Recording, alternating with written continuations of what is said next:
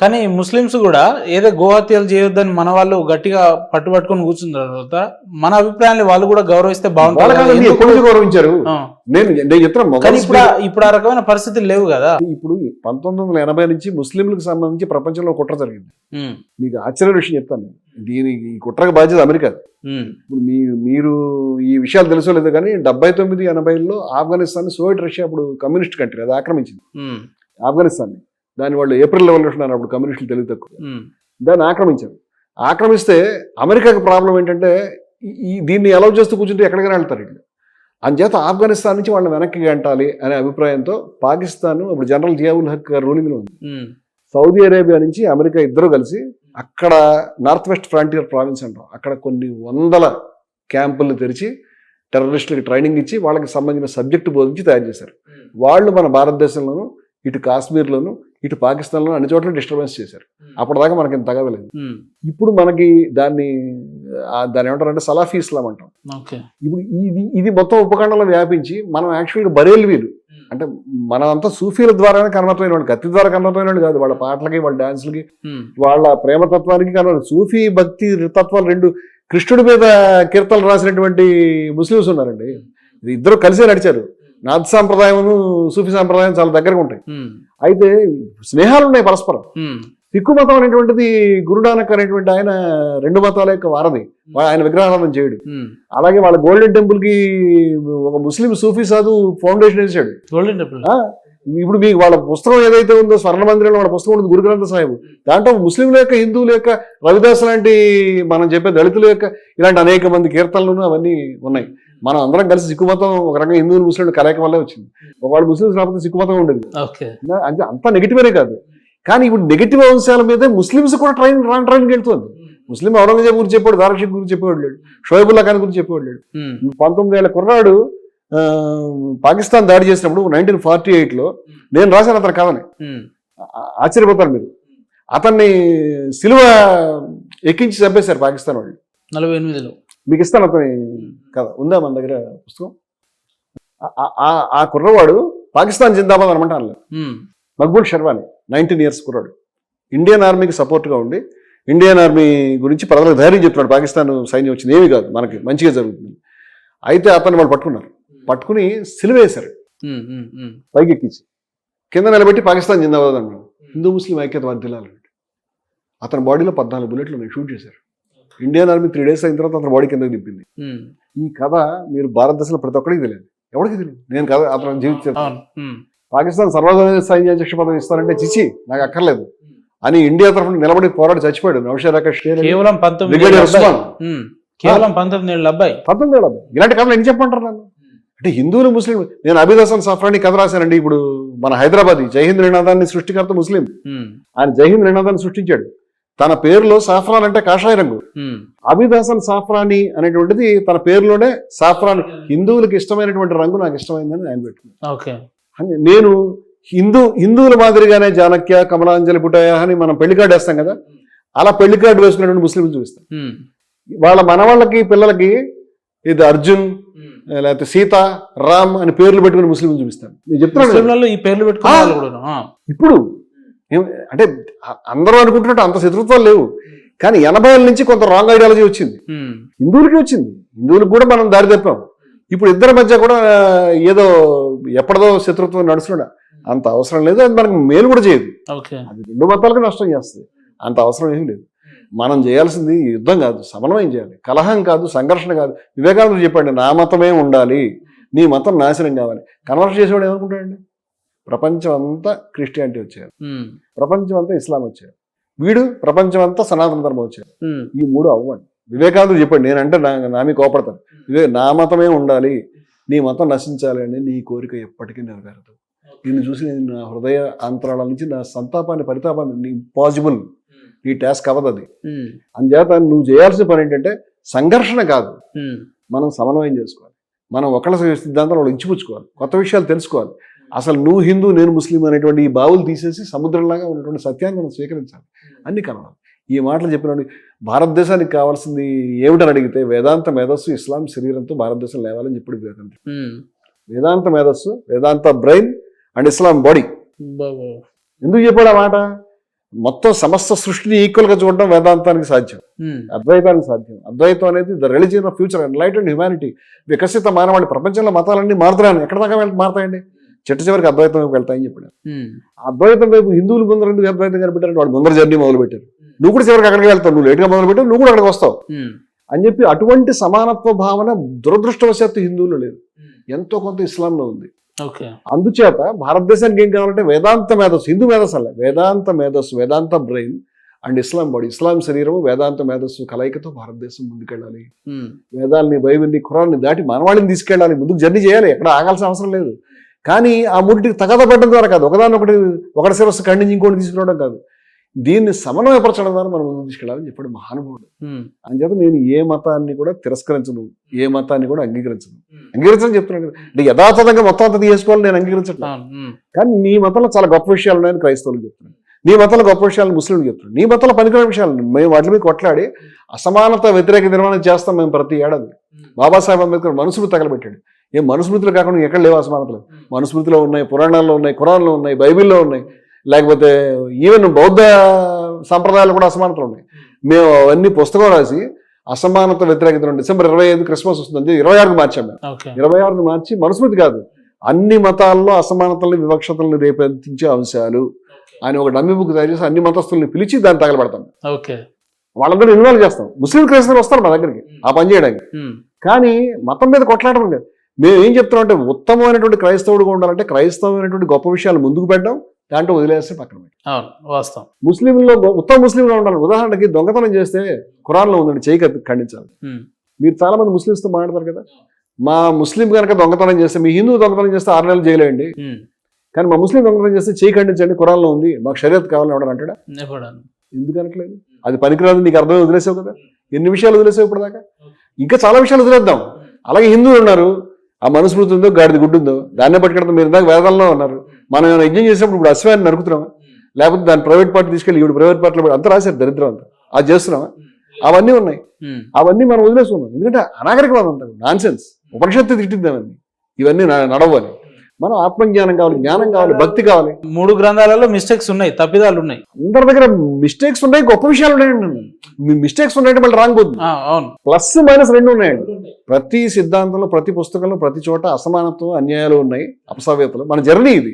అంటే వదిలేసాం. మన తాతగారు ఇలా చేశాడండి, ఆయన లేడు ఇప్పుడు కొట్లాడడానికి, వేద ఋషి లేడు, ఆయన వాడెవడో చేసినప్పుడు వాళ్ళు లేరు. అవన్నీ ఎందుకండి? ఇవాళ మనం ఉన్నాం, మీరున్నారు, నేనున్నాను, ముస్లింలు ఉన్నారు, 140 కోట్ల మంది జనాభాలో వాళ్ళు కొన్ని కోట్లు, వీళ్ళు కొన్ని కోట్లు, వాళ్ళు కొన్ని కోట్లు. నేనంటే మనం ఎందుకు కొట్లాడుకుంటాం? మీరు దాంట్లో మంచి విషయాలు ఏమన్నా చెప్పండి, మనం దాన్ని ఇంప్లిమెంట్ చేసుకుందాం. మాకు కూడా చెప్పండి, కానీ కన్వర్ట్ కావాలని అడగండి. మా ఇంట్లో ఫర్నిచర్ అయితే మీరు కుర్చీ ఇస్తాను, మా ఇంట్లో సామాన్లు బయటపడేమని అడగండి. మాకు కావాలి. మీకు కూడా నేను గిఫ్ట్ ఇస్తాను, కానీ మీ ఇంట్లో కొన్ని పడేయమని నేను కూడా అడగను. మతాంతరికం అంటే అర్థం అదే కదండి. మతాంతరికం అంటే మీ బట్టలన్నీ బయటపడండి, ఇవి నేను ఇచ్చిన ప్యాంట్ కట్టుకోండి. వాళ్ళు అదే చెప్తున్నారు. ఇక నుంచి మీరు హిందూ దేవతలను తలుచుకోండి, ఇక నుంచి మీరు దాని ఏమంటే రాముడిని, సీతని గౌరవం, ఇక నుంచి మీరు వేదాల ఉపనిషత్తు, ఇది మాత్రమే కరెక్ట్ బుక్. కానీ రమణమూర్తి గారు వేదాల గురించి, గ్రంథాల గురించి, లేదంటే ఖురాన్ల గురించి తప్పిదాలు ప్లస్ మంచి విషయాలు 2 మాట్లాడతారు. కానీ మీరు అనుసరిస్తారా అనేది ఒక ప్రశ్న. నేను ఏం పని చేస్తానో వాటిని మా పుస్తకాల్లో, మా సాహిత్యంలో బైబిల్ నుంచి, ఖురాన్ నుంచి, ఉపనిషత్తుల నుంచి, అన్నిటి నుంచి కొటేషన్స్ ఉంటాయి. అన్నిటి నుంచి గొప్ప విషయాలు మేము చెప్తాం, మాట్లాడతాం. మాది కథింజ సాంప్రదాయం. కానీ ఎక్కువ శాతం మీరు నక్సల్స్ విధి విధానాలని బాగా అట్రాక్ట్ అవుతారంట కదా? లేదండి, నేను కమ్యూనిస్ట్ సిద్ధాంతాన్ని అంగీకరించను, తప్పని నేను భావిస్తాను. వాళ్ళ మీద చాలా విమర్శలు చేశాను. వాళ్ళు త్యాగం చేస్తే త్యాగం చేశారని చెప్తాను. అంతగా దాటి నక్సల్ సిద్ధాంతాన్ని నేను ఆచరిస్తాను. గతంలో ఎన్నో మార్గాల ద్వారా వాళ్ళకి సహకరించిన సందర్భాలు మీ జీవితంలో ఉన్నాయని చెప్తారు? లేదండి, నేను నక్సలైట్లకి బహిరంగ లేఖ రాసినప్పుడు ఆ పీపుల్స్ వారి నుంచి వాళ్ళకు వసతులు కల్పించడం కానీ, వాళ్ళకు వెపన్స్ సప్లై చేయడం కానీ, లేదంటే వాళ్ళకి ఏదంటే అది ఎప్పటికప్పుడు చూసుకోవడం కానీ అట్లా ఉంటాయి. ఒక సందర్భంలో నేను నక్సలైట్లకి కొండల మీద వెళ్ళి ఇంటర్వ్యూలు చేశాను. నేను కమ్యూనిస్ట్ ఉద్యమంలో నేను ఇంటర్వ్యూ చేశాను. క్లాస్మేట్లో మనం పోయిన జర్నలిస్టులు అందరూ చేసే పని. నేను వెళ్ళి పీపుల్స్ వారితో 12 గంటలు నేను మా పత్రికలో ఆర్టికల్స్ కూడా రాశాను. అలాగే వాళ్ళు చంపేసినప్పుడు లింబా అని ఒక గిరిజనుడిని టార్చర్ చంపారు. మేము పోలీసులు వెళ్ళిన ఏరియాస్కి వెళ్ళి ఆ స్టోరీస్ ఇంత దారుణంగా చంపారు వాళ్ళ విమర్శలు పెట్టాం, తీవ్రమైన విమర్శలు పెట్టాం. నేను నక్సలైట్ సిద్ధాంతాన్ని అనుసరిస్తే మీ దగ్గర కూర్చొని మాట్లాడను, అడవుల్లోకి వెళ్ళి పనిచేస్తాను ఆ సిద్ధాంతాన్ని అనుసరించి. వాళ్ళు రానివ్వకపోతే కొత్త నక్సలైట్ సంస్థ పెట్టుకుంటాను. నేను దాన్ని అంగీకరించట్లే కాబట్టి బయట ఉన్నాను. నేను ఆ సిద్ధాంతాన్ని ఎట్టి పరిస్థితులు అంగీకరించాను. వాళ్ళు ఆఫీస్ పేరు చేస్తే పీపుల్స్ వారు ఇదేం దొంగ దెబ్బని విజయవాడలో రాస్తే మొత్తం నక్సలైట్ ఉద్యమంలో ఆర్కే గారు చనిపోయారు. ఇప్పుడు ఆయన నాకు ఫోన్ చేసి మాట్లాడాడు. ఆర్కే గారు అంటే ఆయన ఒక నాకు తెలియదు, నా ఫోన్లో నెంబర్ రాలేదు, ఆ టెక్నాలజీ నాకు అవగాహన లేదు. అప్పట్లో ఈ స్మార్ట్ ఫోన్లు చిన్న ఫోన్లు ఉండేది. నేను ఇప్పుడు కూడా 1000 రూపాయల ఫోన్ వాడతాను. దాంట్లో నెంబర్ రాలేదు. ఆయన మాట్లాడి నేను ఆర్కే మాట్లాడి అటెట్ రాస్తాం ఏమని ఏం జరుగుతుంది తెలుసా అని. విజయవిహారం కనుక చదివితే ఏం జరిగినా పట్టించుకునే వాళ్ళం, లెక్కలేని వాళ్ళం, మేము చేయలేదు కూడా చేసుకో, నాకెందుకు ఫోన్ చేసేవాళ్ళం అంటే దానికి అది ఇది చూద్దాం, తప్పు ఎక్కడ ఉందో చూద్దాం, కావాలంటే కమిటీ వేద్దాం అని చెప్పాడు. అదేం జరగలేదు. కానీ అంటే నేను పీపుల్స్ వారిని బహిరంగంగా ఢీకొన్నటువంటి వ్యక్తిని, అదే సమయంలో పీపుల్స్ వారి యొక్క గొప్పతనాన్ని త్యాగాన్ని చెప్పినటువంటి వ్యక్తిని, పీపుల్స్ వారి తప్పులు చెప్పిన వ్యక్తిని. ఆ విషయం అందరికీ తెలుసు. అయితే మేము అప్పుడు ఇప్పుడు కంచెకచ్చిబౌలి భూములు అని చెప్తారు కదా, ఐఎంజీబీ. అసలు ఇప్పుడు రేవంత్ రెడ్డి గారు ఇది మా భూమి ప్రభుత్వంది అంటున్నారు. కాదు యూనివర్సిటీ అని వాళ్ళు చెప్తున్నారు. మా భూమి రాజశేఖర రెడ్డి సాధించాడు. రాజశేఖర రెడ్డి ఎక్కడి నుంచి సాధించాడు? అంటే చంద్రబాబు నాయుడు గారు ప్రభుత్వం ఉన్నప్పుడు ఆయన ఈ భూముల్ని మొత్తం ఒక ఐఎంజీబీ అని ఒక దొంగ కంపెనీని ఏర్పాటు చేయించి 4 రోజుల క్రితం ఒక కంపెనీ పెట్టించి బిల్లిరావు అనే మనిషి చేత దాని ఐఎంజీ భారత్ అనే కంపెనీ పెట్టించి ఈ మొత్తం భూములన్నీ దానికి కేబినెట్ ద్వారా రాశాడు. 1500 కోట్ల రూపాయలు. దీన్ని విజయ విహారం ఒక చిన్న పత్రిక దాన్ని బయటకు తీసుకొచ్చింది. పెద్ద బ్లాస్ట్, షాకింగ్ అది. అప్పుడు ప్రపంచానికి తెలిసింది ఈ విషయం. దాని మీద చర్చ జరిగింది. మేము దానికి ఎన్నో శ్రమ పడ్డాం, ఎన్నో తిప్పలు ఎదుర్కొన్నాం. అప్పటిదాకా పత్రికలు ఏం రాసారంటే ఐఎంజీ అనేది వరల్డ్ ఫేమస్ ఉన్నటువంటి స్పోర్ట్స్ కంపెనీ. అన్ని దినపత్రికలు ఏమని రాశారంటే హైదరాబాద్ లో అంతర్జాతీయ ప్రమాణాలతో ఐఎంజీ కంపెనీ వారి యొక్క ఇవి ఏర్పడుతుంది. మేము కూడా నిజమని అనుకున్నాం. తర్వాత నేను పరిశోధిస్తే తెలిసింది ఏంటంటే ఐఎంజీకి దీనికి ఏ సంబంధం లేదు. ఐఎంజీకి తెలియదు పాపం. ఐఎంజీబీ అనే కంపెనీ పెట్టి ఈ భూముల్ని వాళ్ళకి దారాదత్తం చేస్తారు. మేము బయట పెట్టిన తర్వాత నెక్స్ట్ రాజశేఖర రెడ్డి గారి గవర్నమెంట్ వచ్చిన తర్వాత దాన్ని వాళ్ళు స్వాధీనం చేసుకోవడం, కోర్టులో కేసులు అడగడం, బిల్లిరావు గారు దానికి అటెండ్ కావడం, చివరి కోర్టులో విన్ కావడం, ప్రభుత్వ పరం కావడం జరిగింది. ఇది జరిగింది విజయ విహారం వల్ల. అయితే పోరాటాలు చేసే క్రమంలో మాకు శత్రువులు ఏర్పడతారు కాబట్టి నా మీద ఒకసారి నక్సలైట్లు ఆయుధాలు సప్లై చేస్తున్నారని ఇది జిలిటిస్టిక్స్ పట్టుకొచ్చేసారు. అప్పుడు సైబరాబాద్ కమిషనరేట్గా మహేందర్ రెడ్డి గారు ఉన్నారు. కమిషనరేట్ని ముట్టడించి లక్ష్మీభారత్ గారు రోడ్డు మీద కూర్చొని ధర్నా చేశారు. పత్రికలు వచ్చారు, ప్రేమానంద్ గారు వచ్చారు, జ్వాలాముఖి వచ్చారు, సంజయ్ వచ్చారు, ఇంకా చాలా మంది వచ్చి అక్కడ నిలబడి చేయబట్టి రాత్రి 9-10 గంటల దాకా చేశారు. అప్పుడు నన్ను ఎఫ్ఐఆర్ రాసుకుని కూడా వదిలిపెట్టారు. అయినా కేసు నడిచింది. ఆ కేసు నడిచింది. పోలీస్ పంచులు వచ్చి మేము తలకాయ తలపి సంతకం పెట్టాం, మాకు తెలియదని ప్రెస్ మీట్లో చెప్పారు. నేను చెప్పించాను వాళ్ళని తీసుకెళ్ళి, మీరు అలా ఎందుకు చెప్పారని వాళ్ళ చేత ప్రెస్ మీట్ పెట్టించాం. వాళ్ళకి రక్షణ గురించి మేము పోరాడాం. 7 సంవత్సరాల తర్వాత ఆ కేసు కొట్టేశారు. ఈ కేసు అనేది మీ మీద దాని అంటారు ఒక్క ఎక్స్ప్లోజివ్స్ కాదండి, పీపుల్స్ వారికి లెటర్ హెడ్స్ ఎక్స్ప్లోజివ్స్ కలిపి సప్లై చేస్తామని పెట్టారు. ఏమంటే పీపుల్స్ వారికి లెటర్ హెడ్ సప్లై చేసేవాడు, లేకపోతే వాళ్ళ యూనిఫామ్ సప్లై చేసేవాడు, వాడు తుపాకీ సప్లై చేసేవాడు, అన్ని ఒకటి చేయడు. ఇప్పుడు ఎందుకంటే మేము కేసు పెట్టాలంటే పోటా అనే అప్పుడు చట్టం ఉంది. ఇప్పుడు ఉపా ఉన్నట్టే పోటా చట్టం అట్రాక్ట్ కావాలంటే మీరు పీపుల్స్ వారికి లెటర్ మీద ఉత్తరమే అడ్రస్ రాస్తారు కదా, అట్లా ఈ లెటర్ హెడ్ కూడా పెట్టారు. నన్ను విలేకరులు అడిగితే ఇబ్రాహీంపట్నం పోలీస్ స్టేషన్లో ఆ రోజు నన్ను తీసుకెళ్ళినప్పుడు పోలీసులు ఇది మీరు సప్లై చేశారంటే నేను కనీసం ఈ లెటర్ హెడ్ అయితే ఇంత దరిద్రంగా ప్రింట్ చేయను. దీని యొక్క స్పెల్లింగ్ పార్టీ భారత Communist Party of India Marxist Leninist Peoples వారు దాని పేరు. ఆ రోజు ఈ స్పెల్లింగ్ అయితే ఇది కాదు, ఈయన స్పెల్లింగ్ రాయడం రాదు, ఈయన ప్రింట్ చేసుకున్నాడు, ఎందుకు చేశాడు పాపం, నేనైతే కొంచెం స్పెల్లింగ్ బెటర్ గా రాస్తాను. 2 కలిపేది నేను ఫస్ట్ టైం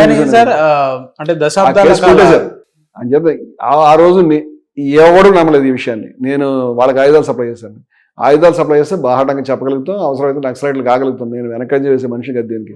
నేనేం చెప్తున్నానంటే ఆ పనులు మేము చేయలేదు. నేను నక్సలైట్ సిద్ధాంతానికి వ్యతిరేకం కాబట్టి అంగీకరించట్లేదు కాబట్టి మాకు తెలిసిన పద్ధతిలో ప్రాణాలు తెగించి మేము అనుకున్న విషయాన్ని మాట్లాడుతూ పనిచేస్తున్నాం ఇన్ని దశాబ్దాలు. కానీ దశాబ్దాల కాలం నుంచి ఉన్నారు. ఇప్పుడు జై భారత్ కావచ్చు, అనేక సరే వేదికలు ఏవైనా కూడా ఉద్యమాలు అయితే మీ జీవితంలో ఉన్నాయి. సో ఈ సాధించిన విజయాలను చూస్తున్నప్పుడల్లా ఏమనిపిస్తుంటది మీకు?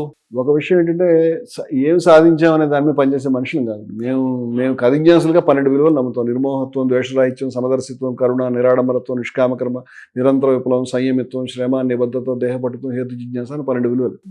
ఈ 12 విలువలు మేము రోజు మెడిటేట్ చేస్తాం. దీంట్లో నిష్కామకర్మ ఒకటే. అంచేత మనం ఏదైనా పని చేసేటప్పుడు ఆ పని కరెక్టా కాదా, న్యాయమా కాదా అనే విషయం మీద యుద్ధం గురించి, ఫలితం గురించి కాదు. యుద్ధం ఒకటి ఓడిపోతాం తెలిసి మేము యుద్ధం చేయడానికి వెనకాడేవాళ్ళం కాదు. ఏం సాధించామంటే కొన్ని విషయాల్లో చాలా సాధించాం, కొన్ని విషయాల్లో కొంత సాధించాం. ఆ ప్రభావం నేను ఐఎంజీబీ భూమిని సాధించడంలో విజయవిహారం పాత్ర. అవును, అవును. గీతా యూనివర్సిటీ ఎంబీఎస్ ఈ ఎంపీ ల్యాండ్ గ్రాబర్ అని నేను ఫోటో వేసి మొత్తం సర్వే మ్యాప్తో సహా వేశాను. 20 సంవత్సరాల తర్వాత ఆ భూమి లాస్ట్ గవర్నమెంట్ స్వాధీనం చేసుకుంది. అక్కడ మినిస్టర్స్ నుంచి నాకు సమాచారం, మీరు రాసిన సమాచారం వల్ల 20 ఆఫ్టర్ 20 years ఇలా there are so many victories. నేను చెప్పదలుచుకుంటే పోదు బొడుగు విక్టరీస్. అలాగే క్యాస్ట్ మీద బీసీకి సంబంధించి సిద్ధాంతం, అలాగే అంబేద్కర్కి సంబంధించి, గాంధీకి సంబంధించి, స్వాతంత్ర పోరాటానికి సంబంధించి, మతాలకు సంబంధించి ఆ రోజు రంగాచార్య గారు మా పత్రికలో కాలబస్ట్, దాసరి రంగాచార్య గారు వేదాలను అనువాదం చేసిన ఆయన మా పత్రికలో రాసేవారు. అలాగే ఇంకా ఇంకా చాలా మంది, రావుపూడి వెంకటాద్రి గారు, సంధ్యావందనం లక్ష్మీదేవి గారు, లేకపోతే ఆర్వీఆర్ గారు, ఆ వేదాల మీద నేను ఇవన్నీ కూడా మా దగ్గర మతానికి సంబంధించి, ఫిలాసఫీకి సంబంధించి, స్వాతంత్రోద్యమానికి సంబంధించి ఎన్ని విషయాలు, ఎన్ని పుస్తకాలు, ఎంత సిద్ధాంతము, ఎంతమంది జీవితాలు ఈ చెప్పడానికి. దాదాపు ఇప్పటివరకు ఎన్ని పుస్తకాలు రాసి ఉంటారు సార్? ఇప్పుడు 70 పైగా టైటిల్స్ వచ్చి ఉంటాను. 40-50 టైటిల్స్ నాకు టైం లేక బయటకు తేవట్లేదు. నేను చాలా ఇంట్రికేట్ విషయాల మీద చాలా లోతుకెళ్ళి స్టడీ చేసిన మనిషిని. ఇప్పుడు పుస్తకాల కంటే కూడా ఇప్పుడు దాని ఏమంటారు, ఛానల్స్, ఇంటర్వ్యూస్ ఎక్కువ ఇంపార్టెంట్ జనరేషన్ ఉన్నాయి కాబట్టి చేస్తున్నాం. చాలా వాల్యుబుల్ బుక్స్ మేము తీసుకొచ్చాం, చాలా గొప్ప పుస్తకాలు తీసుకొచ్చాం, చాలా గొప్ప పనులు, చాలా ఎవరు ఊహించినటువంటి సెరమనీస్ మేము చేయగలుగుతున్నాం. మత సామరస్యాన్ని గురించి వాళ్ళు మేము చేస్తున్నటువంటి పని ఇప్పుడు కాశ్మీర్లో కానీ అక్కడ దాకా కూడా మన యాక్టివిటీస్ వెళ్ళినాయి. జైహోని జై Bharat association for integrity, harmony and oneness అనేటువంటి పని. అలాగే హిందూ మతంలో Hindus for plurality and equality సంస్థ తరఫున మేము హిందూ సమ్మేళనాలు నిర్వహిస్తున్నాం. సనాతన కాళీ మేము ప్రసంగాలు ఏర్పాటు చేస్తున్నాం. చాలా ప్రభావశాలైనటువంటి పనులు చేయగలుగుతున్నాం. ఆ పనులు అటు జిఆర్ గారి దగ్గర నుంచి లేకపోతే ఇంకో చోట నుంచి అనేక ప్రాంతాలకు వెళ్ళినాయి. అనేక ప్రాంతాలు ఇవాళ దాని డిస్కషన్ జరుగుతుంది. నేను రెగ్యులర్గా పెద్ద పెద్ద షిరిడి సాయి యొక్క అంతర్జాతీయ సమావేశంలో మాట్లాడొచ్చాను. రేపు బ్రహ్మకుమారిల సభకి నేను గెస్ట్గా వెళ్తున్నాను. ఇట్లా అనేక సభలకి ఈ హెచ్పి అనేటువంటిది ఒక సంస్థ ఉన్నది, ఈ పని చేస్తున్నది అనేటువంటి గుర్తింపు ఉన్నది. వీళ్ళందరికీ సంబంధించినటువంటి ఫిలాసఫికల్ సపోర్ట్ కానీ, కంట్రిబ్యూషన్ కానీ, లేకపోతే వాళ్ళకి దక్కాల్సినటువంటి గౌరవం, హక్కులు దక్కే విషయంలో మేము వర్క్ చేస్తాం.